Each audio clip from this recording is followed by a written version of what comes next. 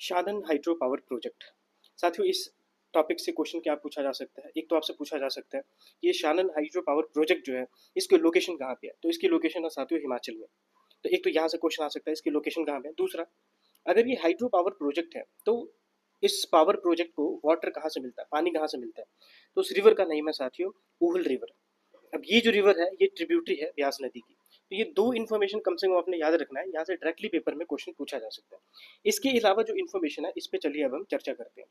देखिए 1925 में, देखो लोकेशन इस शानन हाइड्रो पावर प्रोजेक्ट की है हिमाचल में, लेकिन 1925 में बेसिकली अगर इसके हम एग्जैक्ट लोकेशन की अगर हम बात करें, ये जो शानन हाइड्रो पावर प्रोजेक्ट तो ये मंडी डिस्ट्रिक्ट है हिमाचल में, ठीक है, यहाँ पे लोकेटेड है।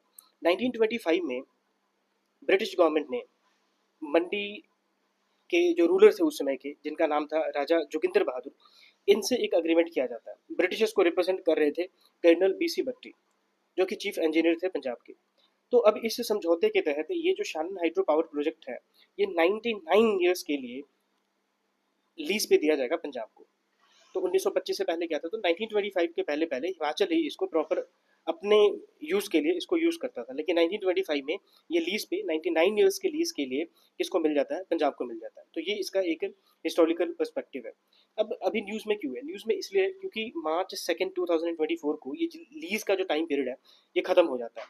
अब ये खत्म हो गया तो उसके बाद डिस्प्यूट चालू हो गया। हिमाचल का कहना है कि क्योंकि इसकी लोकेशन जो है ये हिमाचल में है, तो इसका जो एडमिनिस्ट्रेशन है, इसका जो मेंटेनेंस है, इसके ऊपर जो राइट्स हैं ये हिमाचल को मिलना चाहिए। ठीक है, इसके अलावा अगर हम बात करें तो पंजाब का क्या क्लेम है, पंजाब का क्लेम ये है कि इतने सालों से पीसफुल तरीके से, प्रॉपर तरीके से, क्योंकि हम ही इसको यूटिलाइज कर रहे थे, तो राइटफुली, लॉफुली इसका जो अथॉरिटी है, जो राइट है, ये हमें ही मिलना चाहिए। तो ये एक डिस्प्यूट अराइज हो चुका है। तो अब इस सिचुएशन में जब ये लीज पीरियड खत्म हो चुका है तो सेंट्रल गवर्नमेंट ने फिर इसमें एंट्री की। और सेंट्रल गवर्नमेंट ने क्या बोला, सेंट्रल गवर्नमेंट ने बोला कि अभी जरूरत क्या है कि ये जो प्रोजेक्ट है इसका स्टेटस को जो है ये मेंटेन रहे। बाद में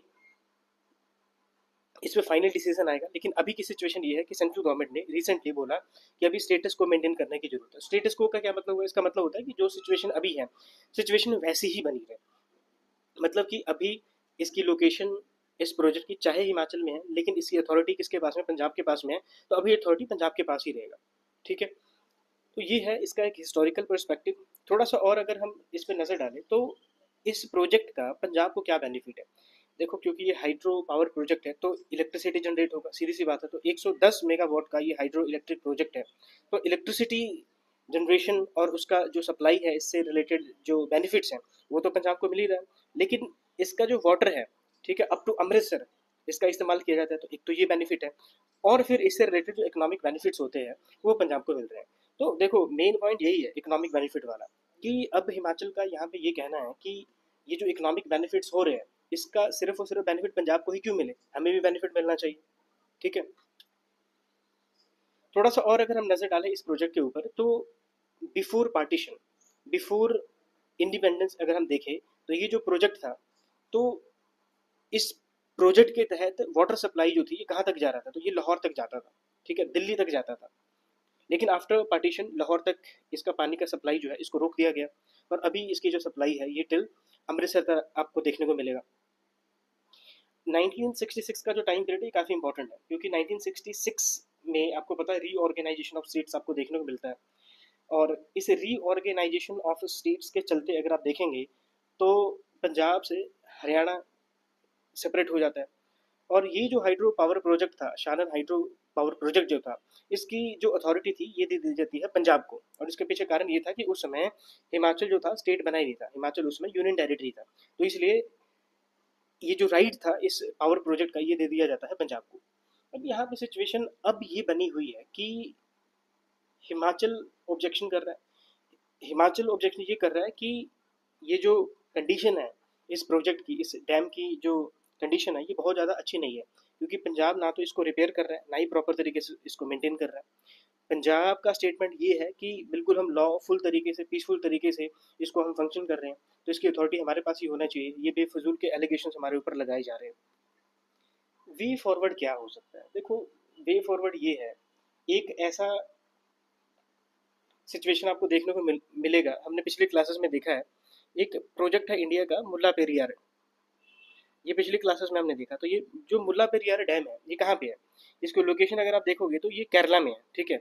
लेकिन इसको मेंटेन कौन कर रहा है, तमिलनाडु। तो ये कुछ कुछ ऐसी ही सिचुएशन है जहाँ पे किसी प्रोजेक्ट की, किसी डैम की सिचुएशन किसी दूसरे स्टेट में है, लेकिन इसको रेगुलेट कोई और कर रहा है। तो ये सिचुएशन बिल्कुल नई नहीं है, ठीक है। ऐसे एग्जाम्पल्स मतलब कि और भी स्टेट्स में आपको देखने को मिलते हैं। मेन पॉइंट क्या है, मेन ये है कि हिमाचल का कहना है कि भाई हमें रॉयल्टी चाहिए, ठीक है। और बात ठीक भी है।